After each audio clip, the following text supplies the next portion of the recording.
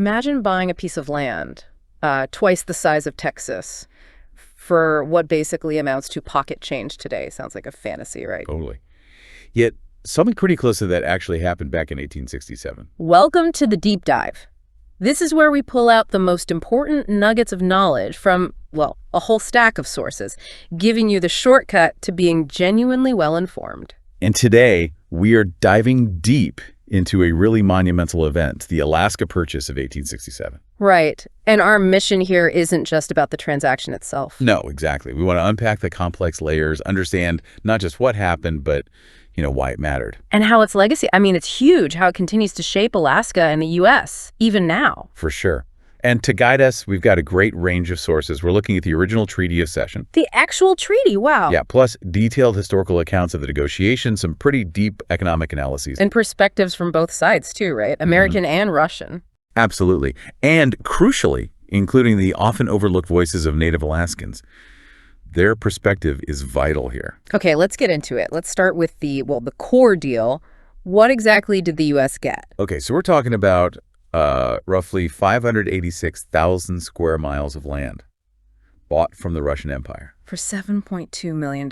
It feels like such a small number for so much land. It really does. Especially when you break it down per acre, it comes out to about 2 cents an acre. 2 cents? That's unbelievable. I know. And to give you a sense of scale, this territory is more than double the size of Texas. Wow. Or think of it this way.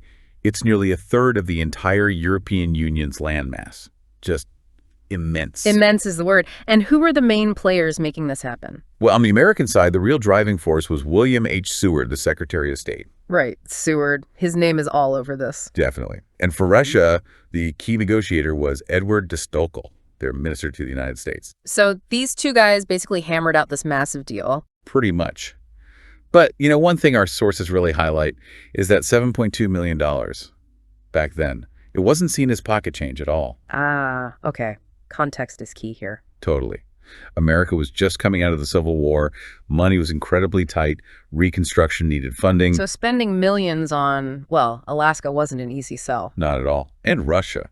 They were in serious financial trouble after the Crimean War. Right. So comparing it to other deals. Yeah. Like the Louisiana Purchase. Yeah, the good point. Louisiana Purchase in 1803 was $15 million for about 828,000 square miles. Okay, so more expensive, but also more land. Right. And then the Gadsden Purchase in 53, that was $10 million for just under 30,000 square miles. Much smaller area, higher price relative to size. So the Alaska price tag, $7.2 million, was actually a pretty significant sum in that context. It wasn't instantly seen as a steal. Exactly. That reframes it quite a bit, doesn't it? It really does. Which brings us to the big question. Why? Why would Russia sell off this enormous chunk of its empire? Okay, so there are a few big reasons, mostly boiling down to money and strategy, or maybe vulnerability. Vulnerability? How so?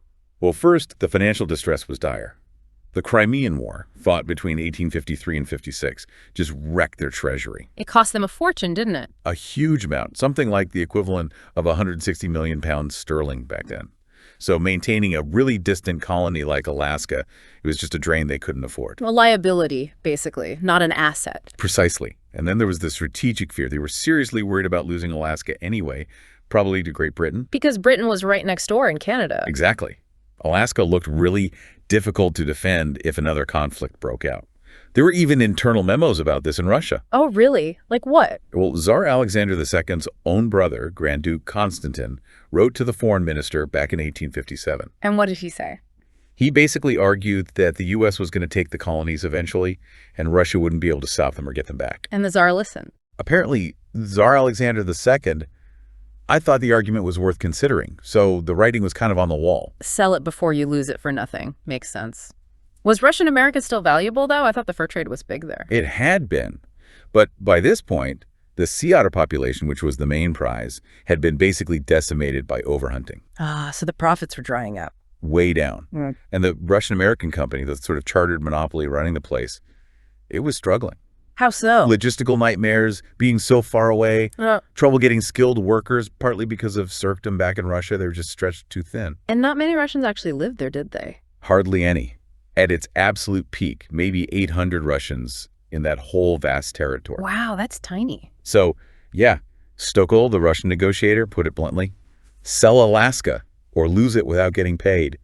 That pretty much sums up their position. Okay, that paints a very clear picture from the Russian side. Financial pressure, strategic worries, declining value. But what about the U.S.? Why did we want it? What was Seward's big idea? Seward had a really grand vision. He was all about expanding American commerce and influence, especially looking towards the Pacific. So not just land for land's sake. No, much bigger than that. He saw Alaska as a crucial gateway to a commercial empire. He was thinking about trade routes to Asia, China, Japan. He'd been thinking like this for a while, hadn't he? I remember reading a quote from him way back in 1848. Oh, yeah. What was it? Something about the American population rolling like resistless waves north to the ice and west to meet Oriental civilization on the Pacific shores. Pretty ambitious stuff. That totally captures it. This purchase was him putting that long-held vision into action. And was there an element of keeping Britain out, too? Absolutely. Blocking further European, especially British, expansion was definitely part of the calculus. Strengthening the U.S. position in the Pacific was key. Geopolitics, pure and simple. Right. Plus, there was some foresight about potential resources, gold, fur, fisheries, even if they didn't know the full extent yet. And maybe a little bit of domestic politics mixed in? Yeah, seems likely. For President Andrew Johnson and Seward, buying Alaska might have seemed like a good way to distract people from all the turmoil of Reconstruction after the Civil War. Interesting. A mix of grand strategy, geopolitics, resource hope, and maybe a political diversion. But even with all that, you said it wasn't popular at first. Not at all. It faced a lot of criticism. The negotiations themselves were done very quickly, almost secretly. How quick? Well, the story goes they finalized the treaty after an all-nighter at Seward's house, signing it at 4 a.m. on March 30th, 1867. 4 in the morning. Seward must have been really keen. Extremely. Apparently, he started offering $5 million, quickly went up to $5.5 million.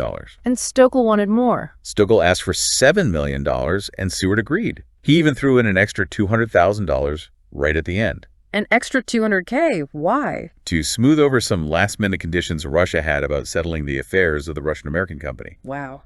Seward really, really wanted this deal done. No wonder people were skeptical. Oh, yeah. The nicknames started flying almost immediately. Seward's Folly, Seward's Icebox, Wall Russia. Wall Russia, that's a new one on me, and Polar Bear Garden. Yep. The press could be pretty brutal. The New York Daily Tribune basically said the U.S. got nothing but impassable deserts of snow, dwarf timbers, and waste territory. Ouch. And people felt the money could be better used elsewhere. Definitely. Many Americans felt that $7.2 million should have gone towards rebuilding the South during Reconstruction. Yet the Senate approved it pretty decisively, didn't they? They did. April 9th, 1867, the vote was 37-2.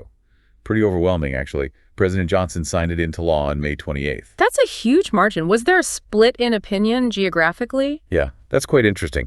Generally, the East Coast was much more skeptical, but the West Coast, especially places like San Francisco, was more supportive. Why the difference? They saw the potential more clearly, I think. Things like timber comparing Alaska's forests to Maine's, and the fishing potential, thinking about Newfoundland's fisheries. They were closer and saw the resource possibilities. So the West Coast kind of got the long game, while the East Coast was stuck on the icebox idea. Okay, so the deal is done. What about the actual handover? What was that like? The formal transfer ceremony happened in Sitka on October 18th, 1867. There were Russian and American soldiers, parades, the whole official thing. Any interesting stories from that day? There's a great anecdote, actually, from a Finnish blacksmith named Thomas Alland who was there. Oh, yeah. He said when they went to lower the Russian flag, it got tangled up on the flagpole. It took them 3 tries to get it down. Really? Bit awkward.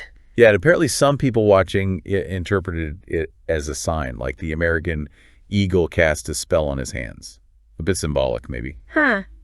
That's a fantastic detail. A little bit of unintended drama. So what happened to the Russians living there? Did they stay? Almost none of them did. The vast majority chose to go back to Russia.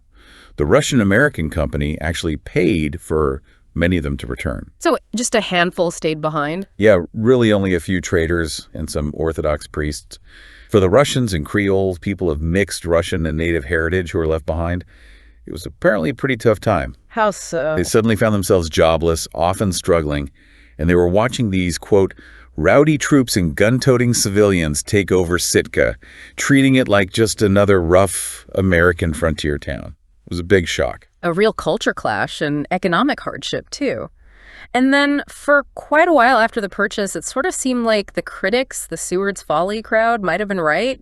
Did the U.S. do much with Alaska initially? Not really, no. For about 3 decades, Alaska was kind of neglected.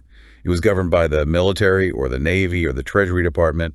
Not much development, not much attention. Just sitting there, this giant remote territory. Pretty much. But then things started to change. Dramatic with gold. The Klondike Gold Rush in 1896 was the huge turning point. That, plus earlier finds in places like Juneau in 1880, Nome in 1898, Fairbanks in 1905. Suddenly, Seward's Folly didn't seem so foolish anymore. Exactly. The gold rushes completely changed the perception. They vindicated the purchase, brought a massive influx of people, money, and attention. Gold always changes things, doesn't it? Were there other economic drivers besides gold? Yeah, definitely. The seal fisheries were actually quite profitable early on. They eventually brought in more money than the original purchase price. Wow, really? Just from seals? Yep. Though it led to some international tension, the Bering Sea controversy. The U.S. started seizing British sealing ships. How did that end? It went to arbitration in 1893, and the ruling declared the Bering Sea international waters. But it showed how valuable those resources were becoming. Interesting. Is there still debate about whether the purchase was a good financial deal for the U.S. government? There is, actually. Some economists look strictly at federal revenue versus federal spending in Alaska and argue it's been a net negative for the government's bottom line. But that seems like a narrow view, maybe? Well, others argue you have to look at the broader economic impact, the increase in the nation's overall income, not just federal coffers. They compare it to other Western states that also needed a lot of federal investment to develop. Right, it's about building the nation, not just balancing the federal books year by year. Alaska's contribution is bigger than just taxes paid to D.C. Exactly. And of course, the massive game changer economically came much later. Oil, Prudhoe Bay. Prudhoe Bay, discovered in 1968. That just transformed everything. It became the absolute cornerstone of Alaska's economy. And it still is, right? Funds the state government, the permanent fund. Yep. That's why Alaska has no state income tax or sales tax. Plus, you still have major industries like fishing salmon, halibut timber, mining for copper, and now a lot of tourism too. So it went from icebox to resource powerhouse. But becoming a state took a while too, didn't it? It wasn't automatic. No, it was a long road. It went from being the Department of Alaska in 1867 to the District of Alaska in 1884, then the Territory of Alaska in 1912. And finally, statehood. Finally statehood on January 3rd, 1959. But getting there wasn't easy. What were the hurdles? Well, support wasn't always strong. The powerful salmon canning industry was actually worried statehood might bring more regulation. Ah, business interests pushing back. Right. And then there was national politics. Some Republicans worried Alaska would elect Democrats to Congress. And Southern Democrats worried about adding more votes in favor of civil rights legislation. Politics getting in the way. As usual, what changed? World War II is a big factor. It brought a lot of military personnel and new residents to Alaska. After the war, many stayed, and they were really eager to develop the territory and gain full political representation. They pushed hard for statehood. Overcoming concerns about its small population and whether it could support itself. Exactly. That post-war push was really what got it over the line. Okay, we've talked about Russia, the U.S. government, the economics. But what about the people who were already living in Alaska when all this happened? The indigenous peoples. Yes, that's absolutely crucial and often overlooked in the basic story of the purchase. How many indigenous people were there? When the Russians first arrived, maybe around 100,000 indigenous people groups like the Inuit, Athabaskan, Yupik, Unangan, Aleut, Tlingit. And what was life like for them under Russian rule? We touched on the fur trade decimating otters.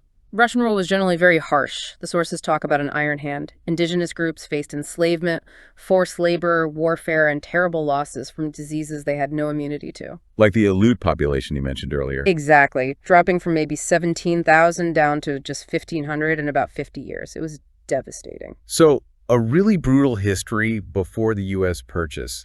How did things change when the U.S. took over? Was it any better? Initially. Not really. The U.S. Army basically took charge, treating Alaska as a military district and viewing the native populations often as potential adversaries. And they weren't considered citizens. No, not for a long time.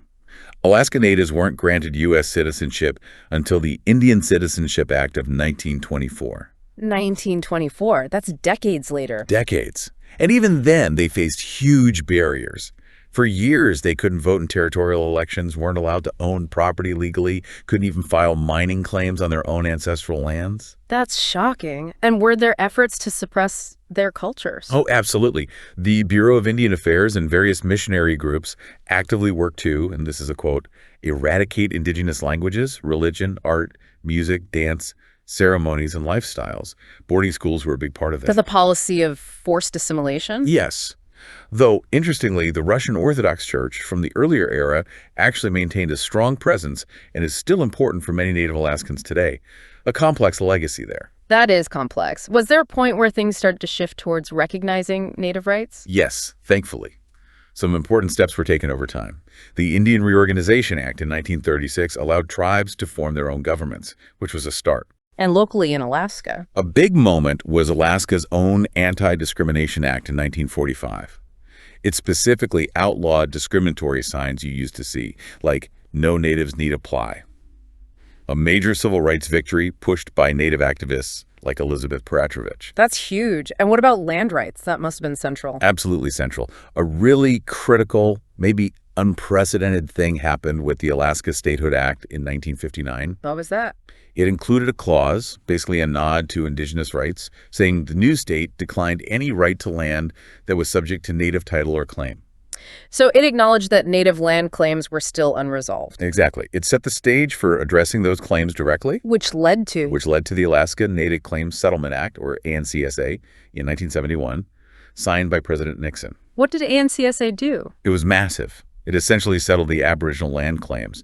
The U.S. government ceded 44 million acres of federal land and nearly $1 billion to Alaska Native corporations, Right. representing the roughly 75,000 Native people at the time. 44 million acres and $1 billion. That's enormous. It was, and still is, the largest land claim settlement in U.S. history. In return, Native groups relinquished claims to the rest of Alaska. How has it worked out? Has it achieved its goals? Well, the goal was self-determination and economic development. The results have been mixed, according to many sources. It created a unique system of regional and village corporations, but there have been ongoing challenges and debates about its effectiveness and impact on traditional ways of life versus corporate structures. But it was a landmark piece of legislation. It really sounds like it. So, wrapping this up, the story of Alaska is just incredible, isn't it? From this distant Russian outpost, ridiculed as Seward's folly, Yeah, dismissed as an icebox. to becoming this resource-rich, strategically vital state. It really shows how perceptions and realities can change over time. Absolutely. And the purchase itself had such a huge, lasting impact on U.S. foreign policy. That idea of expansionism, thinking strategically about resources and global position. It really helped shape America's identity as a Pacific power, too, didn't it? That frontier spirit taking a gamble. Definitely. That sense of potential, of finding unexpected prosperity in places others dismissed. So maybe the final thought for you, listening to this deep dive. Yeah. What does Alaska's journey, from that icebox label to being a global gateway, what does that tell us about the long game of history? And maybe about the value of having a vision, even when others don't see it. And perhaps, too, about the responsibilities that come with these huge land transactions, especially towards the people already there. Lots to think about. It's a story that keeps unfolding.